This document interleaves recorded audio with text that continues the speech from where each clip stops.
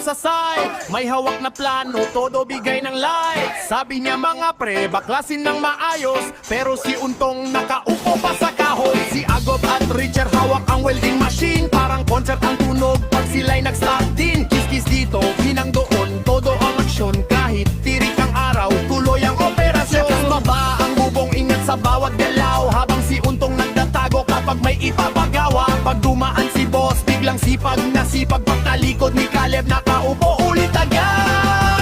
Oy, oy, oy, baklas bubong sa inda, luma ng yero, papalitan ng astig at matibay. Tawanan sa bakuran, habang ang tropa ay todo kayon sa ilalim ng araw.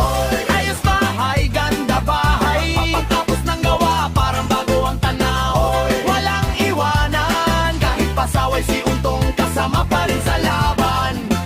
Nandyan si Joven, alias Taguro, pag may bubuhatin parang walang problema bro. Isang bakal lang, akala mo'y ting-ting, napapakamot ulo ang iba sa lakas niyang angkin. Si Ronnie naman ang pinakamaingay, kahit simpleng tanong parang nasa video kenay. Pre, pakinobot, singgaw hanggang kabilang bahay, pati manok ng kapitbahay nagugulat sa ingay. Si Agob at Richard tuloy ang pag-welding, habang si Ronnie may kwento paring walang ending. Pero pagdating sa trabaho walang biro-biro, pag natapos ang hinang sigurado at pulido.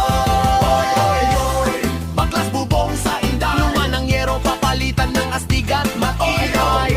Tawanan sa bakuran, habang ang tropa ay todo kayo sa ilalim ng araw. Ayos bahay, ganda bahay, katapos ng gawa parang bago ang tanaw. Walang iwanan, kahit pasaway si Untong, kasama pa rin sa laban. Untong, pakiabot ng martilyo, sandali pre, uminom pa ako ng tubig dito. Pagdating ni Boss Caleb ayun biglang tumakbo, akala mo siya ang pinakamabilis sa grupo. Taguro buhat bakal parang laruan lang, si Ronnie naman kwento pa rin ng kwento, di mapigilan. Si Agob at Richard puro kislap ng welding.